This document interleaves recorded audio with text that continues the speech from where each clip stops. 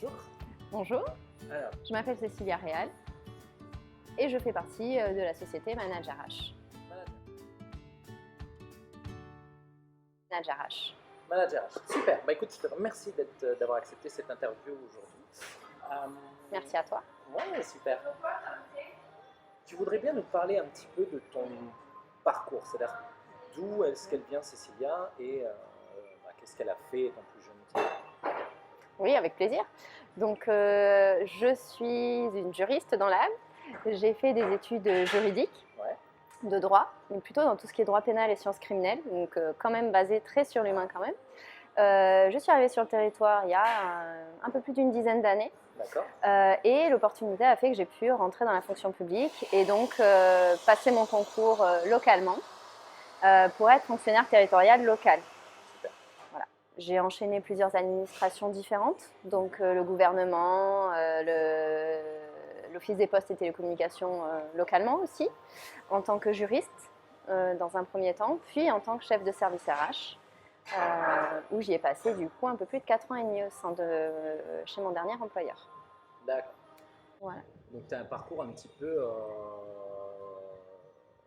qui a monté, juriste, Chef dans de la service fonction, RH. Voilà. fonction publique, chef de service RH. C'était comment l'enfance de Cécilia? C'est quoi L'enfance. le premier souvenir que tu as de ton enfance? Le premier souvenir que j'ai de mon enfance, alors ça va être un peu particulier. Mon papa était militaire et Ouais. du coup, c'était les déjeuners qu'on faisait au sein de ces bases navales en fait. Avec tous ces avions, avec des demi-lunes, etc., où on se retrouvait tous, où on pouvait monter dans les avions de chasse. C'était génial et c'est vrai que c'est le premier souvenir que j'ai, je devais avoir 5-6 ans. Super, Voilà. génial. Ouais. Et qu'est-ce qui t'a poussé vers le juridique au départ? Alors, comme tout le monde, j'ai des blessures d'enfance qui sont apparues. Alors, on ne sait pas forcément pourquoi, mais il faut, voilà, moi j'ai pu travailler dessus, et notamment l'injustice est très fort chez moi. Et ce besoin de justice, du coup, pour le contrer.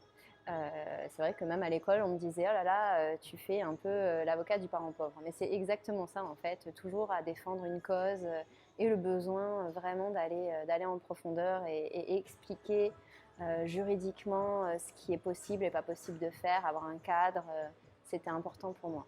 C'était important pour toi au départ, Ouais, hein, de ouais. faire, d'avoir cette approche, de te dire, tiens, moi, je veux un peu protéger la veuve et l'orphelin, c'est ça? C'est ça, protéger la veuve et l'orphelin, et je me suis orientée vers tout ce qui est sciences criminelles parce que j'avais un petit peu comme une passion pour tout ce qui est tueur en série.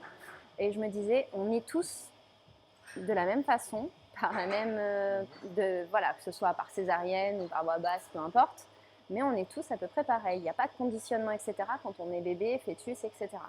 Et je me dis, comment une personne peut, entre guillemets, dévier et arriver à commettre des meurtres. Je voulais être profiler, mais à l'époque, ça n'existait pas en métropole.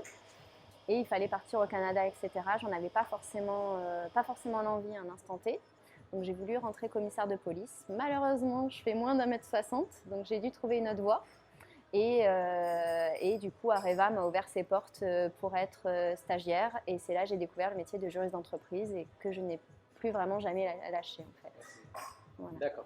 C'est-à-dire que il y avait cette volonté en fait de comprendre qu'est-ce qui poussait les gens finalement à être entre je nais, je suis bébé et je suis pur comme C'est ça. machin, à commettre les crimes les plus atroces. Il y Oui. avait cette volonté au départ de Oui. comprendre ça. Oui. Finalement, le hasard de la vie fait que tu n'as pas la taille requise pour pouvoir être ce que tu voulais être, c'est-à-dire profiler ou commissaire ou autre. C'est ça. Donc tu t'es tourné finalement vers donc Areva, tu disais. Oui, l'entreprise. L'entreprise. Vers l'entreprise. L'entreprise et qui t'a fait découvrir en fait le juridique d'entreprise, c'est bien ça? Le juridique d'entreprise, mais c'est vrai que du coup, le juridique d'entreprise, c'est un droit très pragmatique, où on reste vraiment sur de la spécificité, où les relations humaines sont quand même très fortes. Et j'ai toujours quand même exercé au sein de, voilà, avec beaucoup d'interactions humaines, etc. Donc, certes, c'est pas la même relation que quand on est dans tout ce qui est criminalité, etc. Pour autant, on est quand même obligé de composer avec l'être humain, et que ce soit aussi bien voilà, des DRH que des syndicats, etc. Et c'était vraiment ce côté-là m'a jamais vraiment quittée en fait, du coup. D'accord, il y avait cette volonté en fait de comprendre l'humain au Oui. départ. C'est-à-dire que Oui. au-delà finalement de commettre des crimes, c'était de comprendre l'humain derrière. C'est ça, le fonctionnement. Le fonctionnement. Oui. D'accord, c'est-à-dire au travers des différents métiers que tu as exercés, donc dans le juridique d'entreprise, dans tout ça, il y avait cette volonté finalement de comprendre qu'est-ce qui poussait les gens à faire ce qu'ils faisaient, c'est ça? C'est ça. Et est-ce que tu as réussi à atteindre cet objectif de compréhension? Oui, mais je suis aussi allée dans la résilience au fur et à mesure. Donc, du coup, du fait de le comprendre et pouvoir l'entendre aussi par les ressources humaines, etc., j'ai pu développer ça. Je suis allée vers la résilience à me dire qu'est-ce que je peux faire pour accompagner. Le but n'est pas d'aider parce qu'on n'est pas là, je suis pas là, je n'ai pas vocation à me substituer à un service d'assistante sociale ou quoi que ce soit. Mais d'accompagner les personnes à trouver leurs propres ressources pour du coup développer des choses. Voilà, vraiment moi je tends vers l'autonomie des personnes et que ce soit dans l'accompagnement en tant que chef de service RH ou juriste, etc. Je vais avoir tendance à donner des outils pour que les personnes puissent ensuite faire elles-mêmes ce dont elles ont besoin, envie, etc. Donc c'est vrai que toujours dans la relation humaine, mais le but de rendre autonome l'autre. Voilà. Le but, c'est pas qu'ils dépendent de moi à l'époque en tant que juriste ou chef de service RH, mais c'est qu'ils puissent se débrouiller et avoir tous les outils et les clés en main pour pouvoir ensuite faire leur propre chemin. D'accord, en fait, c'est vraiment de donner le maximum les outils aux gens pour qu'ils soient autonomes, en fait. C'est sorte que tu sautes pas sur les épaules des gens, en fait, qu'ils aient tout le temps besoin de toi, c'est ça? C'est de les rendre... C'est ça, parce que pour avoir été, alors ça c'est vrai que c'est très personnel, j'en parle très peu. J'ai été effectivement mariée à quelqu'un qui a été diagnostiqué pervers narcissique. Donc j'ai été dans tout ce qui était dépendance affective et ainsi de suite. Et j'ai réussi à m'en sortir. Et voilà, vraiment, je voulais pas que les gens, moi je ne veux pas que les gens puissent tomber dans ce côté dépendance. Et ça me permet aussi moi de grandir, le fait de réussir à donner de l'autonomie à des personnes, etc. et réussir à leur donner les outils nécessaires. Pour moi, ça me permet aussi de me sortir de ça et de rendre les gens autonomes. Ça me permet aussi, moi, du coup, d'être fière un petit peu de ce que je fais. Voilà. Ok, merci pour ce partage. Avec plaisir. Comment tu as justement dépassé ça? C'est-à-dire que tu as dit, j'ai été dans une relation toxique, oui, effectivement. Voilà. Comment tu as réussi à dépasser ça, à dépasser cette dépendance, comme tu l'as nommé? Ça a été long, hein, puisque je suis restée 10 ans avec cette personne.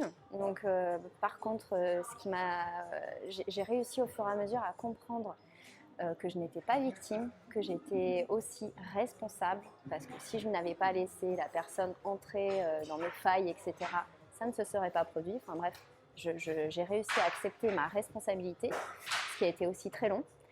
Ce qui m'a permis aussi de me sortir de là, c'est les rencontres que j'ai pu faire, aussi bien côté PBA, donc la psychobioacupressure, mais aussi par mes rencontres amicales masculines qui m'ont permis de voir que la relation que je pouvais avoir n'était pas quelque chose dans la normalité telle qu'on l'entend dans la société. D'accord, c'est-à-dire qu'au-delà de toi, en fait, ça a été de voir qu'il y avait d'autres modèles que celui que tu connaissais actuellement, en fait, qui t'ont permis aussi de sortir et de te dire, tiens, je vais aussi prendre, enfin, moi, ce qui me résonne beaucoup, là, c'est j'ai accepté finalement de prendre ma responsabilité, quelque chose que tu n'avais pas fait jusqu'à présent, c'est ça? Non, souvent, on est beaucoup dans ce qu'on appelle le triangle de Karpman, victime, persécuteur, sauveur, et la clé pour pouvoir sortir de ce triangle et sortir de ces relations toxiques, c'est vraiment d'accepter la responsabilité qu'on peut avoir. La PBA m'a beaucoup aidée à dépasser tous mes blocages que je pouvais avoir dans tout ce qui est dépendance affective et ainsi de suite. Alors on y croit, on n'y croit pas. Il y en a qui sont passés par l'acupuncture, la sophrologie. Moi, ça a été la PBA en tout cas. Et effectivement, les relations autres qui m'ont permis d'avoir une autre référence, un autre modèle et une ouverture où à un instant T, on se dit c'est plus possible. Voilà. À quel moment justement, en fait, à quel moment tu as eu le déclic de te dire tiens, il y a quelque chose qui doit changer dans ce que je fais, dans ma relation et que finalement c'est moi sur quoi je dois travailler et pas la relation finalement. Oui, en fait, je suis maman. Et c'est vrai qu'à la naissance de mes enfants, donc la première, j'étais beaucoup dans ce mode-là de dépendance, de relations toxiques, etc. À la naissance de la seconde, pareil, ça continue un petit peu. Et c'est vrai que quand la grande a commencé à grandir et à reproduire un petit peu le schéma du papa, mais sans s'en rendre compte de façon inconsciente, je me suis dit en fait, je suis quand même une féministe, mine de rien, et je me suis dit, j'ai pas du tout envie que mes filles aient cette image-là et reproduisent ce schéma-là. C'est pas possible. Il faut que je sorte de ce schéma et que je leur montre une vision d'une maman qui soit forte, vulnérable aussi, mais forte, et qui a toutes les clés et qu'elles aient en fait une image de voilà. Une femme, c'est pas forcément fait pour être humiliée, pour être rabaissée et ainsi de suite. Et voilà, quand mes enfants sont rentrés dans ce schéma-là, c'est ce qui m'a fait me dire là, c'est plus possible, il faut que je sorte. C'est pas du tout l'image que j'ai envie qu'elles aient de moi en fait. D'accord, voilà. C'est-à-dire que tu as pris conscience de ça à partir du moment où tes enfants finalement, notamment ta fille, elle a commencé en fait à avoir que ce modèle-là de référence et qu'elle a commencé à le reproduire à mon égard. Oui. C'est-à-dire que du coup tu devenais finalement sa victime dans ce que tu expliquais, c'est ça? C'est ça. D'accord. Et alors, bon, tu le sais peut-être pas, mais en fait, moi, j'aime bien comprendre aussi, tiens, à quel moment tu as appris en fait à être une victime? Alors, j'ai fait une grosse analyse sur moi-même pendant des années, ça m'a pris plusieurs années. Je voulais me punir de quelque chose que j'avais vécu précédemment, puisque j'avais avorté quand j'étais jeune. J'avais à peu près 15 ans. D'accord.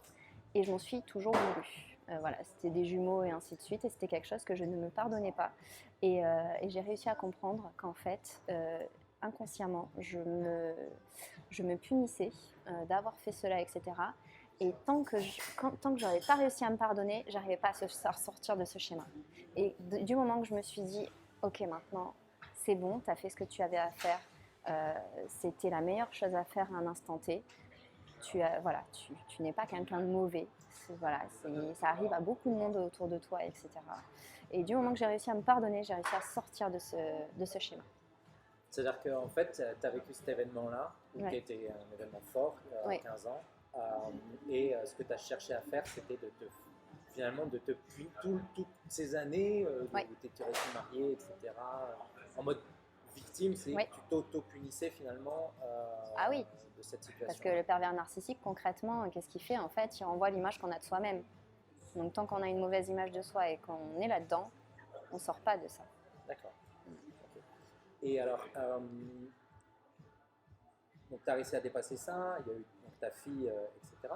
Donc là, aujourd'hui, maintenant, ça fait combien de temps que tu es sortie de cette situation-là? Ça fait 5 ans et demi. 5 ans et demi, hein? Oui. Et est-ce que depuis, la relation avec ta fille, elle a changé? La relation avec ma fille a complètement changé. Alors, elle a été suivie aussi, parce que forcément, c'est un schéma assez complexe. Et voilà, petit message à tous les parents, n'hésitez pas à vous faire aider, parce que vraiment, ça peut avoir des dégâts conséquents sur des enfants au moment de l'adolescence. Et c'est vrai que ma fille, pourtant, elle a été prise très tôt, etc. Voilà, ça a mis quand même beaucoup de temps pour qu'elle arrive à ne plus avoir envie que je meure, que je monte au ciel et que je disparaisse. Et du coup, qu'on arrive à avoir une relation complice, qu'elle me prenne dans ses bras, que du coup, ça soit vraiment le libre-échange, parce que c'est vraiment ce que je prône. Et on a une relation tout à fait classique. Voilà. Mais effectivement, ça met 5 ans et demi. Moi, j'ai mis en tout cas bien 2 ans et demi, 3 ans à réussir à complètement sortir de ce schéma. D'accord. Okay. Voilà. Pendant ces 5 ans, tu m'as dit que tu avais fait de la PBA, d'autres outils, donc j'ai entendu Cartman. J'ai fait du développement personnel beaucoup, du coaching, du développement personnel, de la PNL, voilà. D'accord.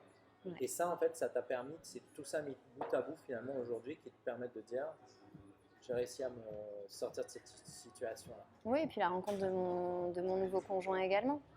Et de me dire qu'en fait, on a beau, alors certes, on a l'image de dire les femmes battues rencontrent que des hommes qui vont les battre. Non, la preuve, c'est que moi, je suis mariée avec un homme qui est tout à fait normal et bienveillant. Donc voilà, du moment qu'on fait le travail sur soi-même, c'est vraiment la clé en fait. C'est la clé. Hein. Ce que tu disais, d'ailleurs, c'est ce que tu essaies d'amener aujourd'hui dans tes différentes activités que tu as pu avoir en tant que employé, on va dire. Oui. Et depuis peu, avant le début de l'interview, tu me disais donc tu avais lancé ton activité depuis un mois. Oui. Est-ce que tu veux bien nous en parler un petit peu? Oui, bien sûr. Donc effectivement, c'était au moment du Covid. J'ai été approchée et j'ai postulé en fait pour pouvoir être prestataire de formation dans un cursus managérial. Et quand j'ai été retenue en tant que prestataire, je me suis dit c'est le moment, lance-toi.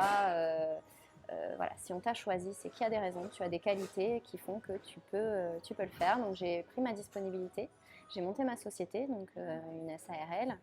Et du coup, ben là, je fais à peu près le même métier. Donc je suis quand même consultante, je réalise des études juridiques, j'accompagne aussi dans tout ce qui est ressources humaines, les managers, les dirigeants et ainsi de suite. Et je fais aussi de la formation. Mais vraiment, effectivement, le sur-mesure, le côté réponse aux besoins, mais en fonction de la personnalité de chacun. Pour moi, le but n'est pas de faire quelque chose de catalogue, mais vraiment quelque chose de personnalisé pour effectivement aller vers tout ce qui est autonomie de la personne. C'est l'autonomie. Ouais. Et alors, qu'est-ce qui fait que donc il y avait le Covid, tu nous as dit, mais qu'est-ce qui fait que tu as passé le cap de je suis employé à me dire tiens, je vais devenir vraiment à mon compte. Il y a eu l'opportunité de l'offre. Qu'est-ce qui fait que tu as postulé au départ? Je me suis dit pourquoi pas. Et c'est vrai que c'était quelque chose qui me trottait dans la tête depuis quelques temps. Et puis, en fait, je manageais 14 personnes en direct, avec des métiers toutes très différents, avec des personnalités différentes, des générations différentes aussi, qui étaient quasiment toutes plus âgées, on va dire, sauf 2 personnes qui étaient plus âgées que moi. Et je me suis dit, en fait, c'est vrai que la charge mentale de penser un petit peu à tout pour un peu tout le monde faisait que je ne me retrouvais plus dans ce que je faisais. Et je me suis dit, qu'est-ce que tu peux faire? Où est-ce que tu te vois être? Qu'est-ce que tu te vois faire? Etc. Donc j'ai regardé un petit peu ce qui pouvait se faire dans l'entreprise et j'ai un petit peu analysé. Je me suis dit, en fait, il n'y a pas vraiment de postes qui peuvent me correspondre et je me suis dit, bon bah, pourquoi pas me lancer à mon compte? En plus, il y a cette opportunité qui est donnée aux fonctionnaires de pouvoir se mettre en disponibilité de 1 an à 9 ans, avec la possibilité de réintégrer à tout moment quand on le souhaite. Je me suis dit, tu as entre guillemets pas grand-chose à perdre. C'était une décision familiale aussi, hein, puisque du coup on en a parlé avec mon conjoint. Je me suis dit, voilà, j'ai envie de me lancer, de pouvoir faire ce que j'aime, c'est-à-dire l'accompagnement de ce que je faisais dans mon métier, donc tout ce qui est accompagnement des entreprises, tout ce qui est juridique aussi, les études, etc. Former aussi m'intéresse beaucoup, sans avoir le volet mère de famille en tant que manager, même si on combat ce schéma, malheureusement on le retrouve quand même. Et voilà, je voulais garder que la partie expertise, formation et accompagnement de mon métier. D'accord, c'est-à-dire que vraiment tu voulais en fait continuer d'exercer ton métier qu'aujourd'hui j'entends, hein, tu as l'air de vraiment apprécier et d'aimer, et en fait enlever toutes les barrières qu'il pouvait y avoir autour en étant une femme, manager, maman, etc. Qui peuvent en fait apparaître dans une entreprise quelconque, que ce soit l'administration ou n'importe quelle autre entreprise. Oui, c'est ça. C'est ça à peu près. Oui. D'accord. Alors du coup, moi j'aime bien challenger un peu les gens. Bien sûr. Est-ce que tu n'as pas l'impression que du coup, quand tu te positionnes comme ça, tu n'es pas dans ce que tu expliquais tout à l'heure, le modèle de Cartman, où je suis la victime de ça? Ah non, je ne suis pas la victime. Si j'ai choisi, c'est moi qui ai fait le choix de m'en aller parce que ça ne me convenait plus. Non, pas sur le côté de... Ça ne convenait plus sur le côté de... Bah, comme je suis une femme, etc., j'ai ces pressions-là, la charge mentale, je pense à tout le monde. Est-ce que c'est pas toi qui choisissais finalement de faire ça? C'est une question. Alors, très certainement. C'est peut-être moi qui m'imposais, qui me crée mes propres contraintes pour autant. La déontologie professionnelle, le fait, mes valeurs aussi, tout ça faisait que je n'arrivais pas à faire autrement. Malgré tout ce que j'essayais de mettre en œuvre, je n'arrivais pas à faire autrement. Et à un moment, je me suis dit, ça ne te convient plus, ça va à l'encontre de tes valeurs, donc de mes valeurs. Et je me suis dit, quand on a des valeurs qui sont plus en adéquation avec ce qu'on fait et qui on est, à un moment, il faut aussi passer à l'action et donc trouver quelque chose qui nous corresponde davantage, de façon réfléchie aussi, hein, parce qu'en ayant 3 enfants, je ne me suis pas lancée comme ça dans l'aventure. Voilà. C'est quelque chose que tu as planifié ça. À quel moment tu as réalisé en fait que tes valeurs, elles étaient plus alignées en fait avec ce que tu faisais? Alors, par le développement personnel, beaucoup, avec le coaching, parce qu'on fait des séances de suivi tous les 3 mois à peu près. Voilà. Et c'est vrai qu'au fur et à mesure des coachings, au fur et à mesure des formations aussi, beaucoup de personnes sont venues me voir en me disant mais pourquoi tu ne te lances pas dans la formation, tu as le truc, tu prends toujours le stylo, tu as envie d'accompagner, etc. Notamment Mathieu Courtin, l'Institut Connaissance, qui a été un peu révélateur pour moi de tout ça. Et puis ses formations aussi, j'aiguillant dans les coachings. Et je me suis dit en fait effectivement... je le savais au fond de moi, mais je n'avais pas encore ce courage, on va dire, de me lancer seule voilà, pour faire tout ça. Donc c'est vraiment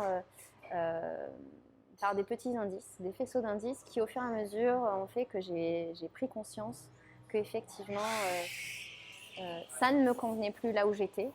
Ce n'étaient plus mes valeurs par diverses raisons, c'est-à-dire moi j'aime la bienveillance, etc. Et quand on n'est plus dans la bienveillance, qu'on s'attaque directement à la personne sur sa personne justement en tant que telle et non plus sur le côté professionnel, parce que sur le côté professionnel, tout le monde peut s'améliorer. Les attaques personnelles, c'est quelque chose que je ne cautionne pas et que je ne peux pas intégrer. Et du coup, c'est vrai que quand on rentre dans ce domaine-là et qu'on en prend conscience, je me suis dit en fait, effectivement, je ne suis pas à ma place. Voilà. Et en plus, j'avais terminé pour aller un petit peu plus loin aussi dans l'affection. Pour moi, je m'étais lancée, c'est vrai que le défi d'être chef de service RH, le but pour moi, c'était, qui m'avait été donné, c'était un petit peu de remettre le service à flot, de redonner un petit peu du cadre, etc. Pour moi, cette mission avait été accomplie et je ne me voyais pas être dans la gestion courante. C'était pas du tout ce que je souhaitais et là, c'est ce vers quoi j'allais en fait. D'accord. Mais alors, qu'est-ce qui fait que tu t'es dit, tiens, je vais lancer mon business? Donc il y a eu l'opportunité, tu disais, plutôt que de postuler dans une autre entreprise qui aurait peut-être eu... Ça a été fait également. Ça a été fait. Pour autant, les mêmes causes produisent les mêmes effets.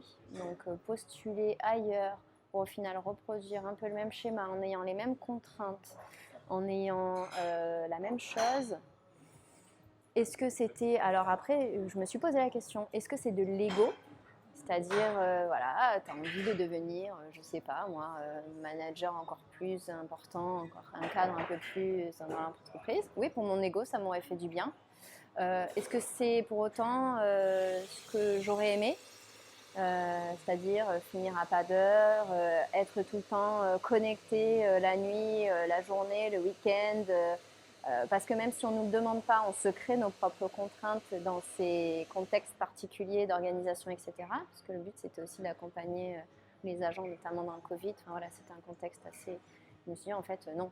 Parce que quand bien même ça fonctionne sur un autre poste, c'est pas ce que j'ai envie de faire et c'est pas ce que j'ai envie d'être. J'ai plus envie de ça, en tout cas.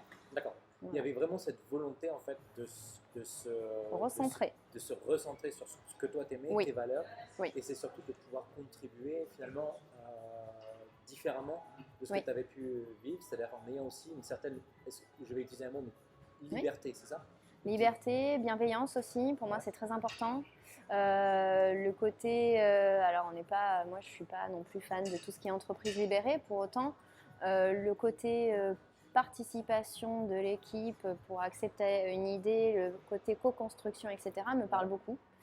Et voilà, c'est un peu un modèle que moi j'ai envie, vers quoi j'ai envie d'aller, etc. Et du coup, par le prestataire pour lequel je travaille en tant que formatrice, on est complètement en adéquation là-dessus. Et c'est aussi lui qui m'a donné envie, du coup, qui m'a dit, on a fait, voilà, on intègre du coaching dans la formation management, on fait ci, on fait ça, etc. Je me suis dit, oh, en fait, c'est vraiment ça et c'est hyper intelligent parce que c'est vraiment ce à quoi je pensais et il n'y a pas de hasard. Voilà. D'accord, ouais, en fait, aujourd'hui, c'est les décisions que tu as prises à ce moment-là. Aujourd'hui, tu te rends compte que ça va vers ce vers quoi tu tendais. Alors, du coup, ma question, c'est est-ce que ça s'aligne bien ou est-ce que du coup, tu as finalement fait en sorte que ça s'aligne bien? Alors, pour moi, l'un va avec l'autre. Ouais. C'est-à-dire que c'est vrai que récemment, j'ai refait un coaching intuitif où du coup, l'idée, c'est d'imaginer un petit peu la maison de l'autre et ainsi de suite. Et c'est vrai que quand je l'avais fait il y a 6 mois, enfin quand la personne du coup l'avait fait avec moi, on était sur quelque chose effectivement de très parallèle. C'était comme si en fait j'étais sur une voie et que j'allais jamais rencontrer qui j'étais moi. Et là, en fait, on est complètement aligné avec quelque chose qui ressort un peu blanc, paisible, cocooning, etc.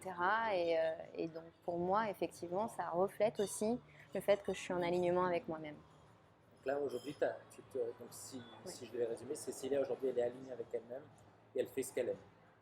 Oui, avec mes besoins à un instant T. Peut-être qu'ils seront différents dans quelques années, mais en tout cas, à l'instant T, oui, si mes besoins, c'est cela, et mes envies, c'est cela. C'est les choix que tu as fait à ce moment-là. Oui. Ok. Super, génial. Et donc aujourd'hui, tu as lancé ton business. Oui.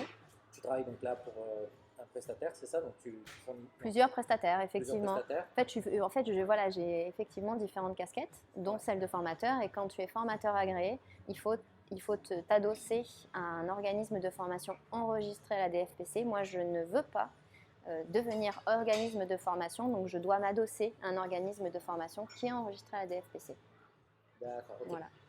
Ma question, c'était surtout, en fait, aujourd'hui, quelle est ton approche justement en tant que businesswoman? C'est-à-dire quels sont tes challenges aujourd'hui en tant que, finalement, entrepreneuse que tu peux rencontrer? C'est-à-dire que avant, par exemple, tu étais salarié, peu importe ce que tu faisais, tu avais les contraintes que tu avais en tant que salarié. Quelles sont tes contraintes aujourd'hui? Quels sont tes challenges aujourd'hui et comment tu les surmontes? Alors le premier challenge pour moi effectivement, qui a toujours été plus ou moins dans l'administration, même si j'ai été quand même beaucoup côté entreprise, c'est la facturation. Le fait de demander de l'argent à un client, c'est quelque chose qui pour moi n'est pas inné. C'est quelque chose où pour moi ça représente effectivement une contrainte que je dois encore intégrer. Les autres contraintes, après pour moi c'est pas vraiment des contraintes parce que c'est vrai que je reste quand même dans le... Voilà, donc le challenge, ça va être réussir à concilier un petit peu toutes mes vies. Donc la vie à la fois de businesswoman, comme tu le dis, mais aussi ma vie de maman, ma vie de femme, et ainsi de suite. Puisque du coup il y a beaucoup de choses qui se passent le soir, donc forcément avec les enfants pour réussir à s'organiser, donc pour le coup j'ai un mari qui assure de ce côté-là, et mon challenge c'est pouvoir montrer et me prouver que j'en suis capable, et aussi réussir du coup à passer l'image que j'ai envie qu'on ait de cette société manager H, le côté professionnel, sobre, sans 50 fioritures, etc., mais efficace. D'accord, c'est-à-dire que, juste pour que je comprenne bien, ton plus gros challenge, c'est demander de l'argent. Et bon, ça, c'est quelque chose qu'on n'a jamais appris à faire. Oui. D'accord. Et après, c'est l'organisation, c'est-à-dire que tu es amené finalement à travailler le soir, qui correspond normalement aux horaires où tu serais normalement avec tes enfants. C'est ça. Là, du coup, j'entendais que tu avais le soutien de ton mari. Oui. Est-ce que tu aurais pu envisager de le faire si tu avais été mère célibataire, par exemple? Si j'avais été mère célibataire, ça aurait demandé une autre organisation. Ouais. Pour autant, je l'aurais quand même fait, je pense. Ouais. Et même très certainement, tout simplement parce que, alors, j'ai le soutien de mon mari, mais ce qui n'empêche pas que du coup, on fait quand même appel à une nounou qui va les garder sur un temps, etc. Donc, ça m'aurait simplement demandé de les faire garder sur un temps un peu plus long. Mais pour autant, c'est vrai qu'on essaye quand même d'être assez autonome là-dessus et indépendant. Et au contraire, j'encourage les mamans célibataires à ne pas rester dans quelque chose qu'elles ne souhaitent pas faire. Voilà, donc je comprends la contrainte financière qu'il peut y avoir derrière. C'est pour ça que j'ai commencé, moi, avant de monter ma société, à prospecter un petit peu aussi, à essayer de pas vraiment faire un business plan ou une étude de marché, mais quand même un petit peu, à essayer de voir un petit peu les besoins qui pouvaient être, etc. Donc c'est vrai que j'ai intégré Switch Pro, qui a lieu tous les vendredis matins de façon gratuite, etc., qui m'a permis de rencontrer aussi d'autres professionnels, d'autres personnes, et aussi pouvoir accompagner des gens qui avaient besoin de refaire leur CV, leur lettre de motivation, des projets pro, pour me conforter dans la voie dans laquelle j'allais. Et c'est vrai que ça m'a complètement confortée et je m'éclate dans ce que je fais. Donc Voilà, le réseautage est très important. Donc il y a eu quand même, juste que ça c'est quelque chose que j'aime bien aussi que les gens rappellent, c'est qu'il y a quand même une grosse phase de préparation. Oui. Et tu t'es pas dit, tiens, t'es pas allé te coucher vendredi, puis lundi, je quitte mon job et puis je me lance dans mon business. Il y a quand même toute une phase, tu disais, de prospection, de préparation et de réseautage, vraiment d'étendre son réseau. Oui, qui m'a pris beaucoup de temps. Pour autant, j'ai rencontré alors je vais les citer parce qu'elles sont plusieurs, par les Nautiliennes, par l'association My Home, par Switch Pro. Ça m'a permis, même le MEDEF, là, du coup, où j'ai adhéré. Alors après, on verra ce que ça donne, mais ça m'a permis de rencontrer vraiment des personnes différentes, intéressantes, de milieux différents, de métiers différents. Et ça, moi, ça me nourrit en tout cas. Et ça m'a permis effectivement d'avoir peut-être des pistes sur tiens, comment je peux faire ci, comment je peux faire ça, comment est-ce que je peux intégrer, quel serait le besoin. Ah oui, là j'ai entendu qu'il y aurait peut-être un besoin là-dedans ou là-dedans, etc. Et donc du coup, ça permet aussi de s'adapter. Le but, en fait, enfin, un entrepreneur, il doit être agile. Donc, mais effectivement, j'ai été donc, en congé une partie qui m'a permis de commencer à faire toute cette préparation. Parce que alors, l'entreprise individuelle, elle se fait assez rapidement, mais quand on passe en société, c'est un long chemin. Mais voilà, c'est vrai que le CFE de la CCI ça serait quoi le conseil que tu donnerais à une jeune femme qui voudrait se lancer? Si tu avais un conseil à donner, ce serait quoi? Alors déjà, de bien construire son projet, de savoir pourquoi on se lance, c'est-à-dire peser le pour et le contre. Pourquoi on se lance, pourquoi je me lance. Est-ce que c'est de l'ego, est-ce que c'est un besoin intrinsèque et quelque chose qui me permet de me recentrer aussi. De bien s'entourer, voilà.